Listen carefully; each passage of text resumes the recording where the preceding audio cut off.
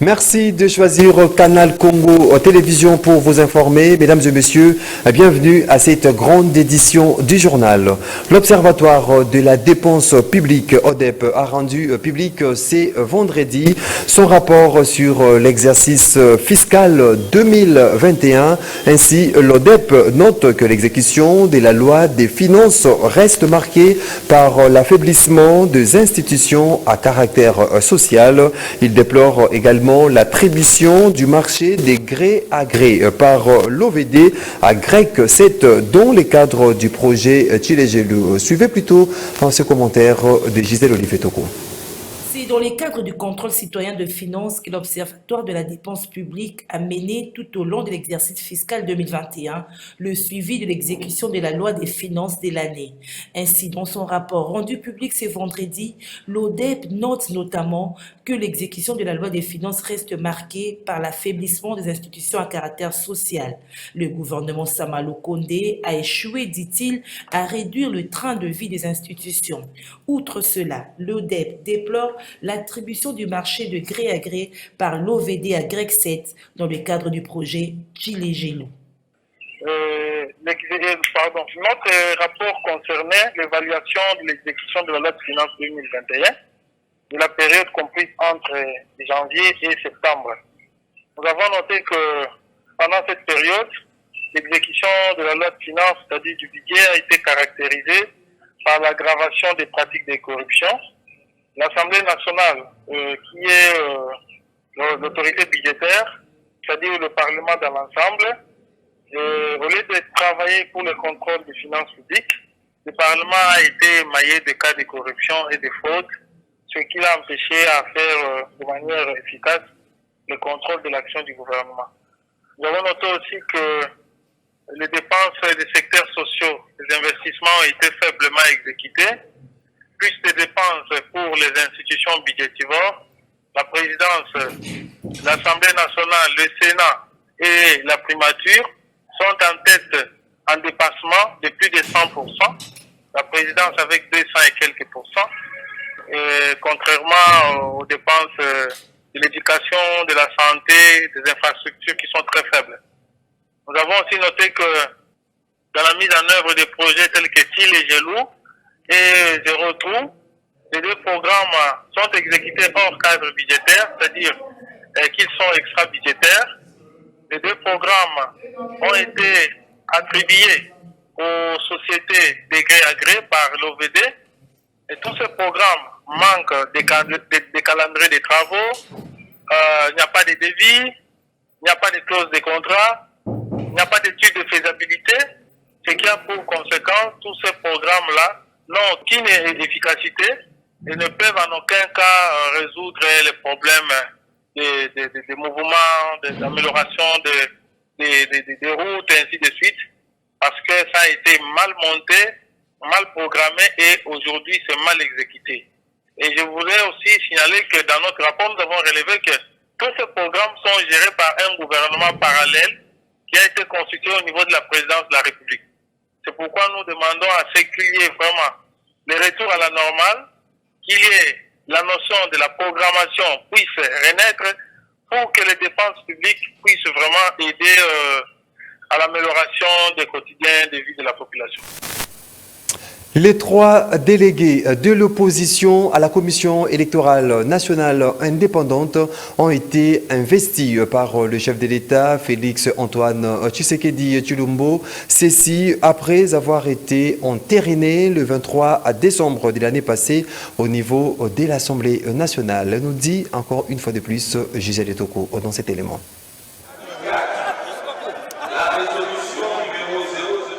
Entérinés depuis le 23 décembre 2021 par l'Assemblée nationale, les trois délégués de l'opposition à la Commission électorale nationale indépendante ont été investis par le président de la République, Félix-Antoine Tshisekedi Tshilombo. Il s'agit de Didi Manara, ancien président du groupe parlementaire du Parti du peuple pour la reconstruction et la démocratie, qui prend le poste de deuxième vice-président de la CENI. Agé Matembo, un des frondeurs du Front commun pour le Congo, occupe le poste de questeur et Jean Ilongo, désigné membre de la plénière de la centrale électorale.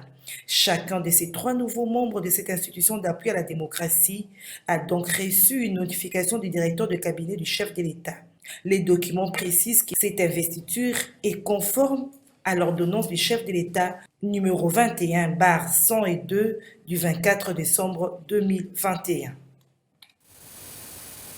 Marcelin Bilomba, secrétaire général adjoint en charge du budget de l'UDPS, vient d'être suspendu de ses fonctions par la hiérarchie du parti présidentiel. Le conseiller principal du chef de l'État en matière économique, Marcelin Bilomba, est suspendu de ses fonctions de secrétaire général adjoint en charge du budget au sein de son parti, l'UDPS. La décision a été prise ce vendredi par le secrétaire général de l'Union pour la démocratie et le progrès social, Augustin Kabouya.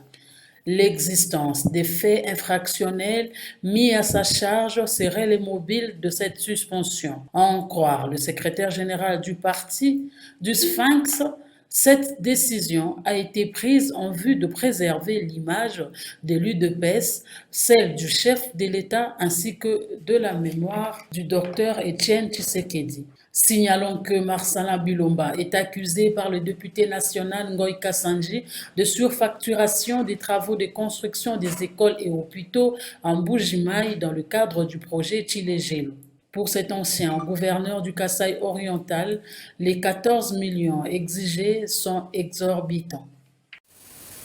Vous avez vite corrigé avec moi. Marcelin Bilomba est secrétaire national adjoint chargé de l'économie et finances du parti présidentiel l'UDPS. Et puis Adolphe Amissi Makutano, vice-président de la Ligue des jeunes de l'UDPS, s'est dit satisfait de la tournée du chef de l'État Félix Antoine Tshisekedi Tshilombo dans l'espace Grand Kasaï, car, dit-il, cette tournée a permis au chef de l'État de palper du doigt les réalités de différentes entités territoriales. Il s'est exprimé au micro de Dadi Kusaka. De l'État dans le Grand Kasaï, Amissi Makutano, vice-président de la Ligue des jeunes de l'UDPS, se dit satisfait parce que celle-ci a permis au président de la République, Félix Antoine Tshisekedi, de se faire une idée générale sur l'état réel des provinces, villes et territoires de la République démocratique du Congo, notamment dans le Grand Kasaï. Oui, premièrement, nous souhaitons un vœu de meilleur à son Excellence, Monsieur le Président de la République, chef de l'État. En ce qui concerne la tournée du Président de la République, nous pouvons dire que c'est une satisfaction parce que le Président a parlé de la réalité sur le terrain. Il a compris justement par rapport au rapport Luremi et par rapport à la réalité, c'est à lui de pouvoir équilibrer, de voir si et seulement si ce qui lui a été donné comme rapport reflétait la réalité du terrain. Deuxièmement, le président de la République a compris par où justement il faut taper pour qu'il y ait une solution à impact vif, palpable pour la province du Kasaï. Et nous y pensons que ce n'est qu'un début. Le président de la République va sillonner sur toute l'étendue du territoire national pour parler la réalité. Et cette réalité peut être traduite justement sur les années de régime qui ont succédé. Et ce qui est visible sur le terrain, ça reflète justement la gestion depuis plus de 50 quelques années. Et le président de la République a rassuré, même si les conditions ne sont pas bonnes, on va mettre des énergies positives ensemble. Lui, en tant que président de la République et son peuple, nous allons atteindre les objectifs qui sont, entre autres, le développement de la République du Congo, la construction et mettre les infrastructures qu'il faut parce que notre pays mérite mieux.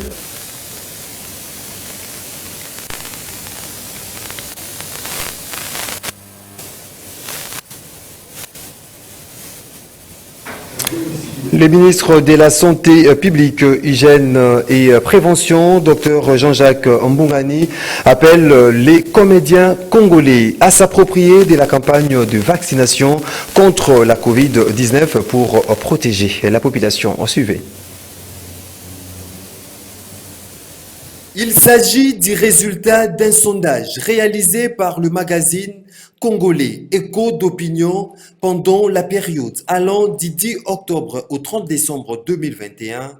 D'après ce sondage, le ministre de la Santé publique, Hygiène et Prévention, Dr Jean-Jacques Mbungani, a réalisé un record de 66,5% d'opinions favorables, notamment dans sa gestion responsable de la pandémie à Covid-19. Le ministre de la Santé publique, Hygiène et Prévention compté parmi les personnalités congolaises ayant laissé leurs empreintes indélébiles dans les esprits des Congolais en 2021, l'opinion lui reconnaît l'efficacité avec laquelle il a su mener la lutte contre la Covid-19 à son niveau. Connu comme très réticent à la vaccination contre la pandémie faisant ravage à travers le monde, les Congolais ont fini par accepter de se faire vacciner grâce à l'approche réaliste et pragmatique du ministre de la Santé. Celui-ci avait opté pour la sensibilisation et l'explication intensive et systématique du danger que représente le coronavirus pour la population. Il a multiplié les contacts avec le leader d'opinion, battu campagne à travers les différents types de médias en vue de convaincre le plus sceptique, argumente le sondeur. Toujours dans ces volets, Écho d'opinion souligne le fait que les Congolais sondés apprécient le ministre Jean-Jacques Mbungani pour avoir arraché auprès de partenaires des stocks nécessaires de vaccins, mais aussi l'inauguration et les lancements des travaux de construction de quelques infrastructures sanitaires. Il s'y est de noter qu'à 8 mois de gestion du ministère de la Santé publique, Hygiène et Prévention, Dr Jean-Jacques Mbungani aura réalisé beaucoup de choses dans son secteur. Et puis, sachez que le ministre de la Santé publique, Hygiène et Prévention, le docteur Jean-Jacques Mbungani, plébiscité parmi les hommes politiques ayant marqué l'année 2021, résultat du sondage réalisé par le magazine congolais Écho d'opinion pendant la période allant du 10 octobre au 30 décembre 2021. Suivez. Le ministre de la Santé publique, Hygiène et Prévention, Dr Jean-Jacques Mbungani, a reçu jeudi 6 janvier 2022 en son cabinet de travail une délégation d'artistes comédiens congolais résidant à Kinshasa. Cette rencontre s'inscrit dans le cadre du soutien à la campagne de sensibilisation pour le vaccin contre la Covid-19 en République démocratique du Congo. La dite délégation a été conduite par Arma Bouka, journaliste opérateur culturel, qui a salué l'engagement personnel du ministre de la Santé publique, Hygiène et Prévention dans la lutte contre la pandémie Covid-19. Il était question de rencontrer son Excellence, Monsieur le Ministre, pour qu'ensemble imaginer une stratégie à vouloir mettre en place une grosse campagne de sensibilisation en vue d'appeler nos concitoyens congolais à se faire vacciner. Et le ministre a été très réceptif. Je crois que dans le jour à venir, il sera question que le travail commence justement parce qu'il sera question d'imaginer cette campagne dans les temps, d'abord à Kinshasa et puis en province, pour justement, comme je l'ai dit, sensibiliser les compatriotes à vouloir adhérer à la vaccination, mais surtout rappeler également à nos populations que la Covid existe réellement. Et c'est autour de ça que nous avons discuté avec Monsieur le ministre, qui a vraiment adhéré à l'idée, et je pense que dans le jour à venir, les gens verront justement le travail avec la participation. Et là, vous venez plutôt de suivre la réception du ministre de la Santé publique, Hygiène et Prévention, Dr Jean-Jacques Mbungani, de différents comédiens de Kinshasa, la capitale. Le ministre appelle ces comédiens à s'approprier de la campagne de vaccination contre la Covid-19 pour protéger la population. Parlons à présent, qu'en est-il de la justice? Qu'en est-il de la procédure à suivre par la justice lorsqu'un plaignant retire sa plainte contre son accusé? Est-ce le retrait de la plainte clos d'office? Les 10 dossiers approchés à nos micros. Maître Willy Wenga, avocat au barreau de Kinshasa à Gombe, explique que le retrait d'une plainte n'a aucun effet sur la procédure dès lors que l'infraction commise a troublé l'ordre public. Maître Willy Wenga a été interrogé par Nancy Laetitia Ileka. Lorsqu'une action publique vient à être ouverte contre une personne au motif qu'il a ou qu'il aurait commis des infractions du droit commun ou de justice militaire, le ministère public saisit, qui ouvre cette action et qui enquête sur le fait infractionnel, peut décider de placer sous mandat d'arrêt provisoire la personne poursuivie ou poursuivre les enquêtes tout en laissant la personne en liberté. Il se pourrait qu'au cours de l'enquête, que la partie victime, pour des raisons qui lui sont propres, décide de retirer la plainte, décide de ne plus appuyer le ministère public avec des éléments tendant à démontrer qu'il a été victime et que par une lettre ou par déclaration verbale, acter ce procès verbal, la personne victime, la personne plaignante dit au ministère public que moi je retire ma plainte. Quel est l'effet de retrait de la plainte sur la poursuite de l'instruction de l'action pénale? Je dois vous avouer que le retrait d'une plainte par la victime n'a aucun effet sur la poursuite de l'action pénale dès lors que l'infraction supposée commise a déjà troublé l'ordre public. Et à ce titre-là, le ministère public peut poursuivre l'instruction sans égard au retrait de la plainte.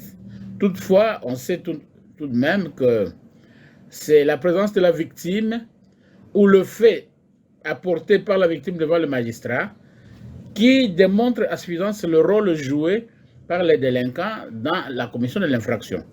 Lorsque la victime retire la plainte, quelque part, la procédure semble un peu être allégée quant à la défense de la partie poursuivie. Mais si le ministère public tient compte du retrait de la plainte, ce n'est pas pour dire que l'action publique peut être éteinte, mais l'action publique peut se voir atténuée de son énergie. Et placée sous mandat d'arrêt provisoire, malgré le retrait de la plainte, la personne poursuivie peut se voir être envoyée devant le juge sous cette qualité-là de détenu en détention, prévenu en détention. Et on est en train d'assister à ce dernier cas de coups et blessures mises à charge de certains concitoyens, et malgré le retrait de plainte de leurs victimes, le magistrat poursuit et continue son instruction. Tout à fait autre chose à présent. Le veuve et orphelin du district de Mohamba ont reçu de vivres le 31 décembre dernier, dont signé par le député national Daniel Mbao Soukissa afin de les aider à passer de festivités de fin d'année dans de bonnes conditions. La paroisse cité de gloire de la commune de Kisenso a servi de cadre pour la distribution des dons. Reportage Nancy Laetitia Ileka et Moronzambe. La joie était au rendez-vous le 31 décembre 2021 du côté des veuves et orphelins habitant la circonscription électorale de Mohamba. Le député national du mouvement de libération du Congo MLC, Daniel Mbao, les a assistés en leur distribuant des vivres composés de riz, huile, poulet, ajouté à cela des enveloppes pour leur permettre de passer les festivités de fin d'année dans de bonnes conditions. Et c'est à la paroisse Cité de la Gloire de Kisenso que cette catégorie de personnes a reçu ce don venant de l'honorable Daniel Mbao, un geste sauveur qui les a poussés à lui jeter des éloges.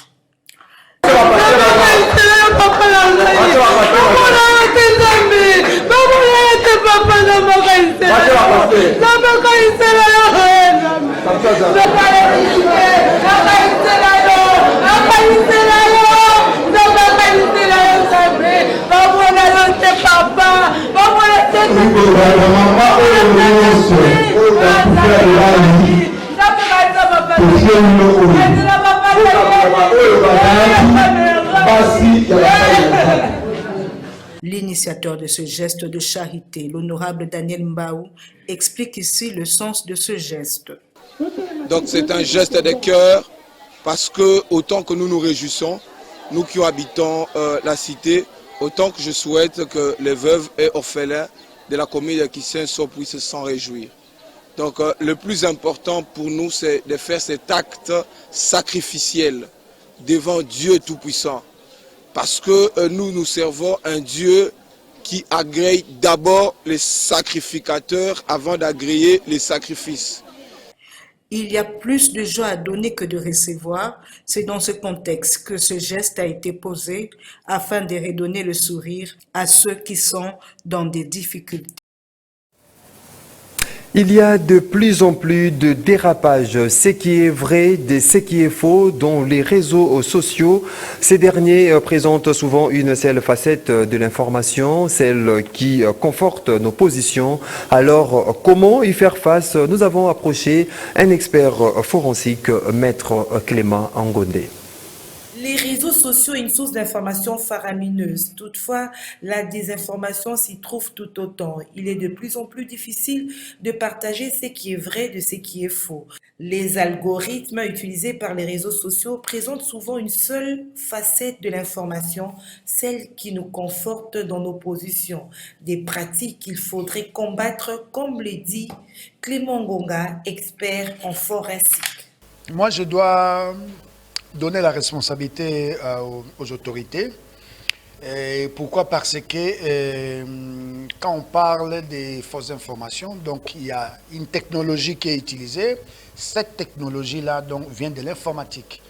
Donc pourquoi pas mettre de l'espace par rapport à la cybersécurité, la cybercriminalité? Parce qu'il y a la cybercriminalité aujourd'hui, normalement, qui existe. La technologie est venue tuer le monde, est venue construire et détruire aussi. Parce qu'il y a d'autres personnes qui utilisent la technologie d'une mauvaise manière. Par exemple, insulter les gens, créer des informations qui ne sont pas, qui peuvent même créer un soulèvement, qui peuvent détruire la nation. Alors, moi, je pense que les autorités sont capables à mettre fin à ces histoires-là. Comment? En appliquant seulement la cybercriminalité. Donc, il faut passer. On doit savoir, la première personne qui a... c'est facile, normalement, de savoir. La première personne qui a diffusé les messages. On doit mettre seulement la main. On ne cherche pas. On doit mettre la main à la première personne qui a diffusé. Même on peut dire ceci que ça vient de l'Europe, ou bien des États-Unis, quelqu'un qui est aux États-Unis, et la personne a envoyé à qui? À quelqu'un qui est au Congo, par exemple à Kinshasa. Et la personne là qu'on doit mettre la main, c'est la première personne qui a commencé à diffuser cette information sans pourtant normalement connaître la véracité de cette information-là. De moi, je pense que les autorités, ils ont une responsabilité de mettre des garde-fous pour lutter contre cette cybercriminalité, parce que ça fait partie de la cybercriminalité. Et aujourd'hui, comme je suis expert en sciences forensiques, dont la cybercriminalité fait partie de la science forensique, pourquoi pas mettre cette structure-là, cet espace pour traquer tout ce monde-là? Pour cette raison, les utilisateurs des réseaux sociaux devraient prendre le temps de s'informer à partir des médias extérieurs qui constituent des sources fiables d'informations.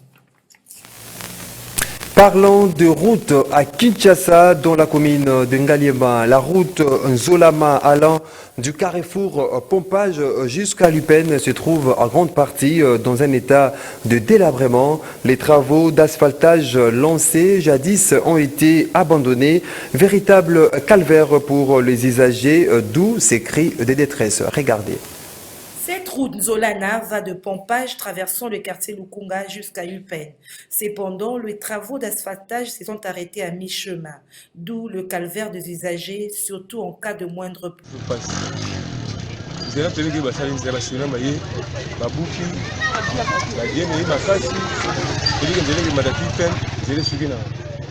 na région kuna siko bandanga ko to pa comme dam siko boya to lobi OK seulement ils sont ratés il est boya to lobi c'est raté donc boya to lo boya to lo bo ni sande ba ko ndala ntuma pete ba tsambongo nzela ikeneti pene facilité ba pebeli piège de il faut qu'on en tout cas 7 heures base à tout de catégorie base mutima qui ya ki bokonzi ba to nzela o ba sala en tout cas non c'est na ba konzi ba sala bo moko ba section nzela autant ma pona ko ni to la te bona bo donc ma passe nzela ba bebisi biso mpo ba chinois nzela na biso ezalaki nango bien mutuka ezoleka mais sikoyo koma mpo transport ezosuka mosika mpo mabanga za na nzela mabanga oyo bayaka kotia awa ebebisa mpena makambo nyonso toma lowaka azwa mbongo na ya dama ngo donc toyebi te tosala nini mpo na nzela oyo bazela biso solution pasi tosali na bakonzi ya mboka batala biso malweka naya bien te